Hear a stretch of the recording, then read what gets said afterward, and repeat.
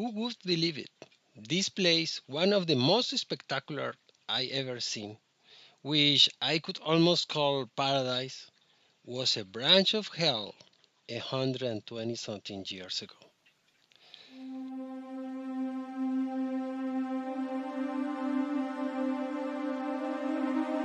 The port of St. Pierre was very important in the 1900s. It was from here that ships departed full of sugar, which was incredibly valuable at the time. This spectacular theater is another proof of the importance that St. Pierre held back then. In May 1902, the San Pelé volcano, which is located here, began to show signs of awakening. However, around May 11, there were elections, so the government, despite sensing that something was weird, tried to calm down the people. No, nothing is happening here, nothing is happening under this government. Well, ants started appearing in droves. A snake started appearing. I don't know, maybe 50 people and 200 horses died.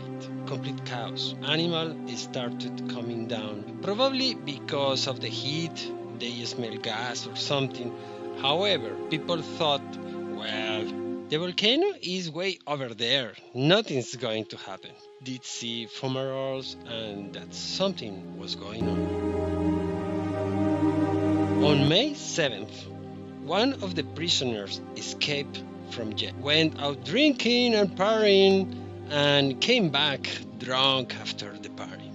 As punishment, they put him in a cell almost underground with only a small hole for air to enter. They put him there for a week as punishment for escaping from jail. The following morning, May 8th, the volcano erupted. It sent out a powerful wave of gas and heat, which passed quickly in about 2 minutes, but with temperatures of 1000. As it passed through the city, of 30,000, all but 3 died. One of them was our prisoner. This prisoner, noticing the heat, which was only trying to enter through a vent, put clothes there, even urinated on them to keep the gases and the heat out. He was badly burned, but he survived. 4 days later, they found him and rescued him. Our prisoner survived, even though around 5 days after the eruption, there was another eruption, killed 2 people more that were searching in the rubble for someone to rescue. Furthermore, the ships that were moored in front of the port, they sank and the people on board died.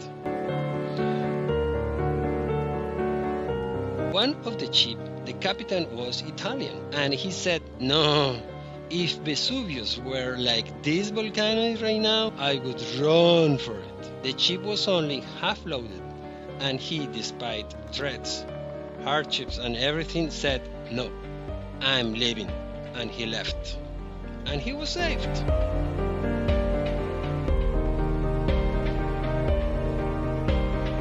This place is beautiful. This place has everything. This place, well, has the volcano, which has a marvelous shape. It has French construction, all the beautiful architecture of the time. The water is crystal clear for diving, and you can even go into the wreckage of the ships, which is teeming with fish. I even saw a fish I never seen before in my life.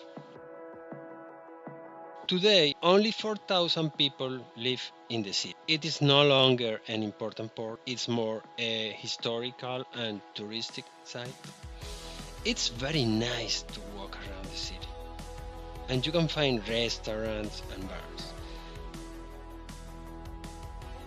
And a spectacular croissant. everything a tourist could need. There's even transportation here to the most important sites in Martinique.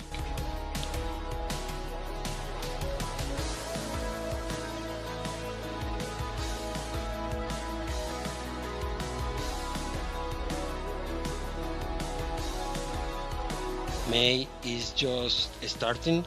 Around this time, they celebrate another year since the volcanic eruption. I hope that during the celebrations they are having, they won't use fireworks. Otherwise, I won't be able to sleep very well.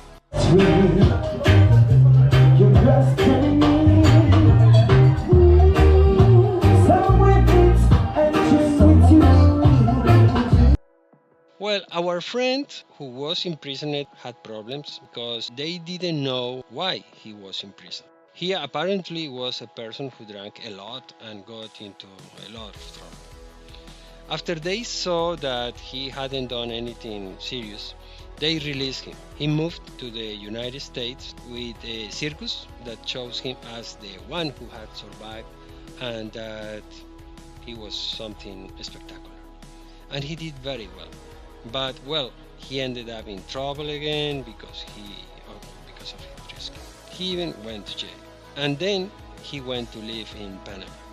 Well, there are two theories about that. One is that he eventually went to live in Paris and became a multimillionaire. The other is that he died in Panama at 55 years old after getting into even more trouble. Which one is true?